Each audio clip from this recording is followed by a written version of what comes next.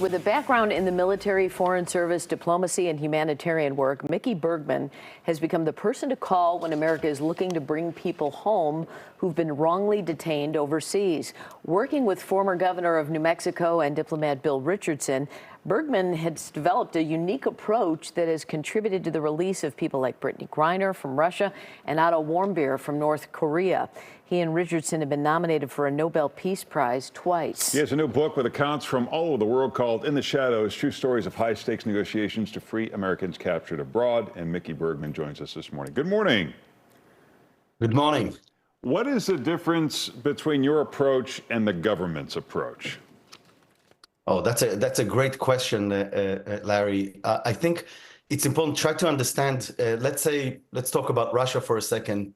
Let's say the government, the US government and the Russian government decides we're going to sit together and we're going to talk specifically about the prisoners. And they get together and you have diplomats from the US, diplomats from Russia, and they sit in the room together.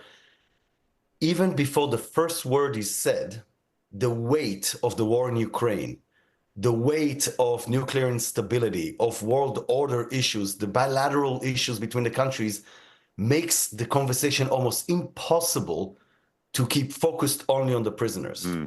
But when we come into these conversations, because we represent the families, not the governments, we only have one issue.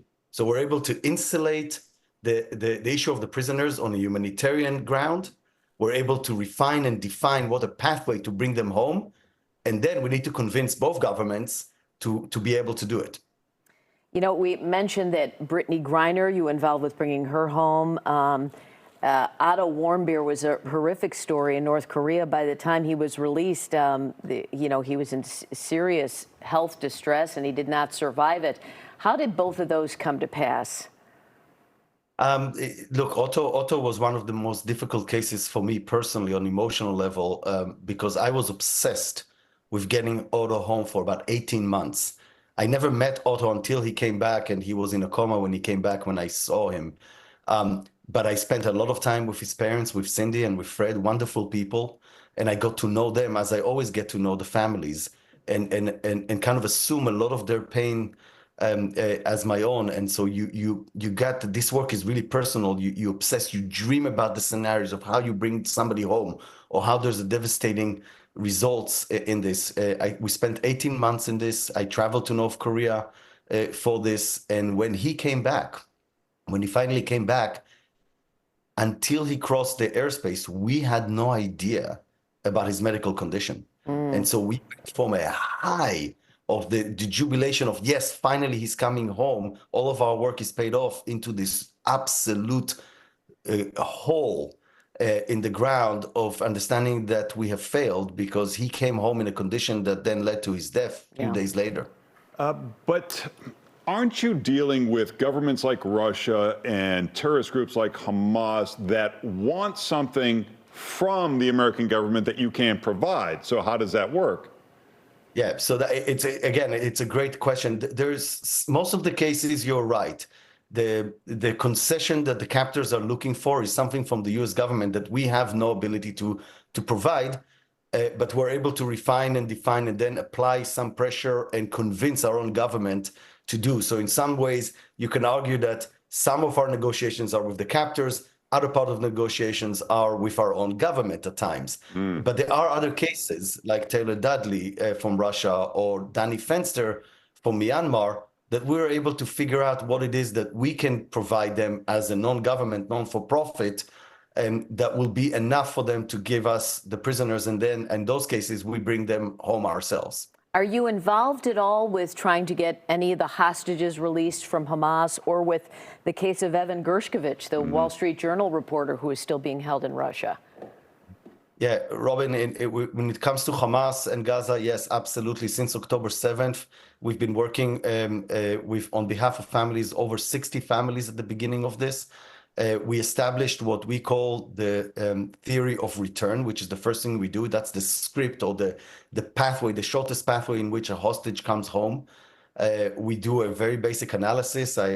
Hopefully I'll give you an example on that. In Hamas, one assumption was very clear. Israel and Hamas do not talk directly. It had to be mediated. Number two, there are 4 countries in the region that can influence Hamas. They don't control Hamas. Hamas is a very proud, independent Palestinian program, but they can influence them. That is Iran, Turkey, Egypt, and Qatar. None of these countries have an interest in helping Israel, but two of them, Qatar and Egypt, have an interest in working with the United States. Therefore, the theory of return was make this issue an American priority, a presidential priority, allow our mediators, our partners in mediating, the Qataris in this case, go to Hamas, solicit proposals of how to resolve the hostage part of this crisis.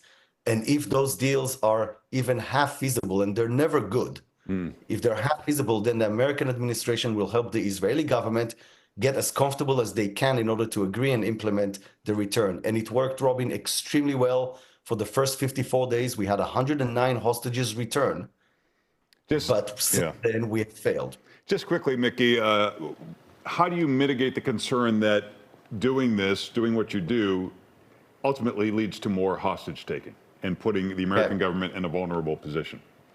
Yeah, that is one of the biggest criticism of the work that we do, and it is genuinely, it resonates emotionally. It makes sense for us when we hear it.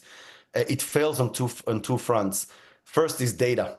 The data collected shows complete ambiguity and just no correlation between the way these cases are solved and the number of Americans that get kidnapped or taken afterwards. So on data, it doesn't show any evidence of this.